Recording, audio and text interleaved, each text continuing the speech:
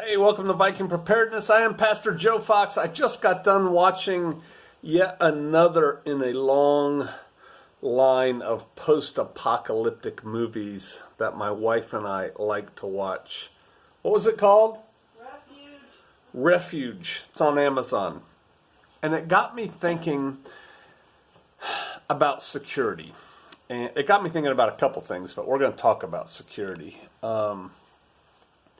It strikes me that many people, perhaps you, have no experience with real security. We have people, Vikings, who are security officers. We have people who have been responsible for security in the military and things like that. But a lot of y'all have no concept of real security. And I think the only place you can really find it, if you don't really try hard, is in movies, and it's horrible. And judging on what Hollywood knows about security, whoop. And so I thought I would talk about it. I think I'm going to call this video Zombie Security. I'm not going to talk about day-to-day security. You can take what I'm going to tell you and apply it to the degree that you want day to day. But I'm talking about a condition black, grid down, world without rule of law, people roaming around doing bad things, good things, neutral things. You just don't know, right? But there's potential bad guys, like all the movies out there. I'm reading a book now. Now's as good a time as any. I'll probably bring it up again later. I was reading John Mosby's blog, and he recommended two books. The first one was Werewolf.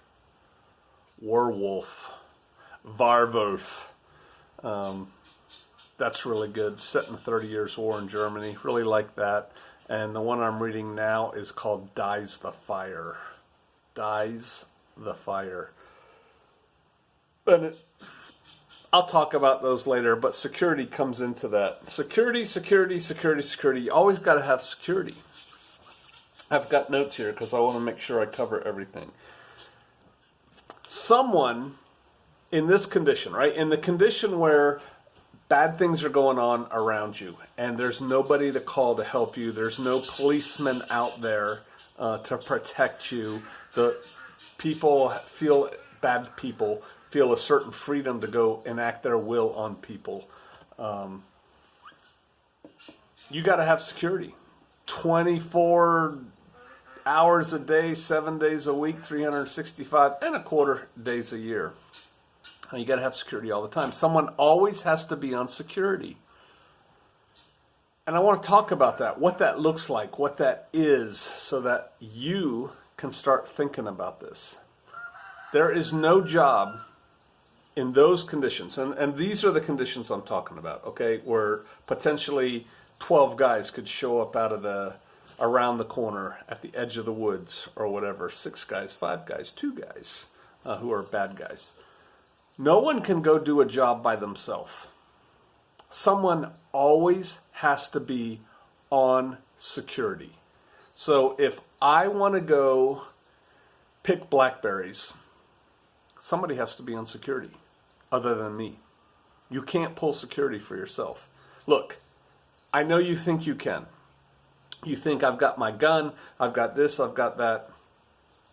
Airborne Ranger, Green Beret, 20 years. I'm telling you, you can't do it by yourself. Someone has to be on security. And when someone is on security, they're not doing anything else but pulling security. So while you are picking blackberries over here, there's somebody else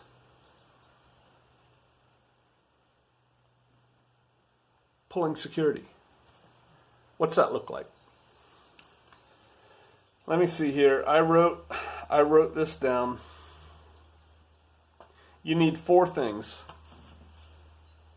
when you're on security, when you're pulling security. You need cover, concealment, observation, and communication.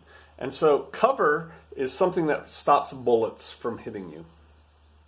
If you're on security and you're watching for bad guys, when you see bad guys and the shooting starts, you don't want to get shot.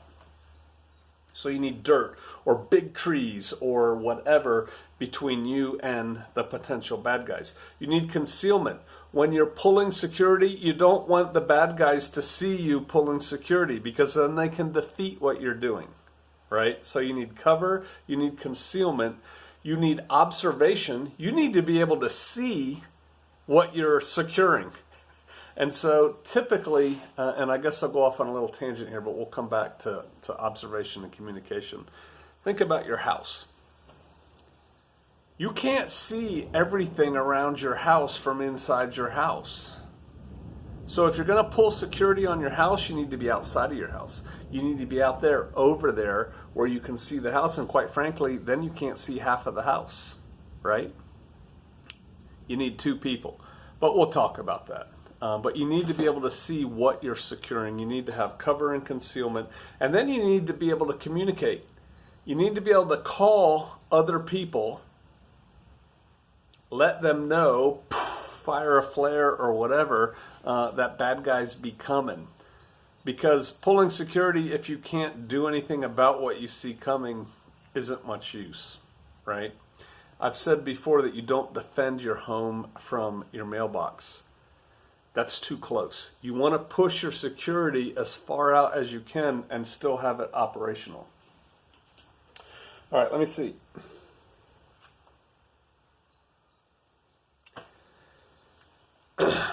When 1 or 2 or 3 or 8 are pulling security, everybody else in the group has to know the security plan. When security detects an intrusion, what's everybody else do? Bad guys are coming down the road. You watch the movies, they're like, what do we do? I don't know. Oh, bad guys are coming. Oh, no. This should already be a rehearsed plan. People should know where to go. Everyone should have a place to go when there's an imminent threat. It should be a designated place. Either it's a fighting position, you go here and cover this, or it's a security position. All right, I'm going to take all the kids and go down in the basement, right? Something like that. But everybody should know where they're supposed to go when the boop, boop, boop alarm goes off. Everybody should be armed all the time. Remember the conditions we're talking about. I'm not talking about today, but you should still be armed all the time. But I'm talking about when there's zombies roaming around. Everybody should be armed all the time.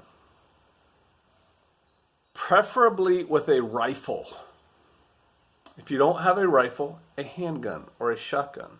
If you don't have that, a spear or a sword or a knife, whatever, get everybody armed all the time. All your people who can handle the weapon. Everyone should know where to go. You have to have a reaction force, like your little guard out there in your LPOP, which is probably another class for another time, listening post, observation post. They've alerted, they've said, hey, people are coming down Avenue Alpha. Everyone goes to their position. Okay, so that's your defensive force. You need to have a force in reserve. I talked about this recently. This is a force that we can send over here because we're being penetrated. This is a force that we can go over here and finish off the bad guys who are running away. That's probably another class for another time. But you need the people on the defensive line, and they need to know where to go. You need the people who are your reaction force, who are going to react in a certain way. You need a reserve. And you need the precious cargo, the people that you're going to protect.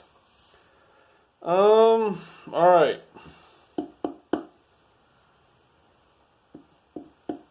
I said that. No one does a job by themselves. There's at least 2. I'm going to pick blackberries. I'm going over there to the outhouse. Someone has to be pulling security. No one can just go out and do what they're going to do without somebody else pulling security for them. I know, you think that doesn't matter. I'm telling you, it matters. You got to have somebody pulling security.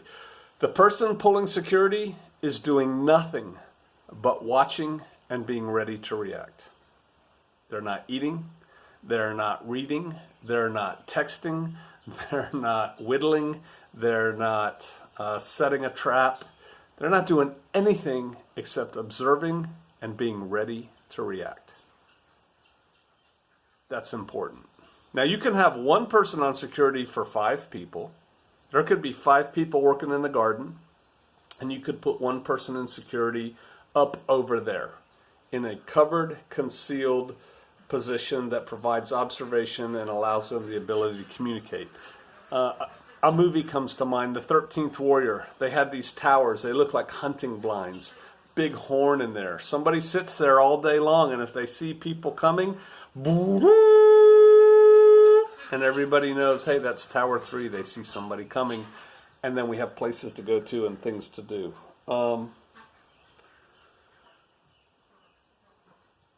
Yeah, I said everybody's armed all the time. Everybody has the ability to be better armed if they're only carrying handguns. You know, if you're hoeing weeds, if you are planting onions, you're not going to have a rifle slung on your back. Hey, cut it out. You're not going to have a rifle slung on your back. You're going to have probably a handgun, but your rifle should be close by. So you should have the ability to do that. Security has to be 360 degrees. See, I'm in my house right now, right? It's getting dark. It's been raining all day. I can't pull security on this house from inside the house. I've got to be out there in a position of advantage that can see everything coming to the house. Initially, you put your one security position on the most likely avenue of approach. Where you think the bad guys are coming from, that's where you put security, overwatching that.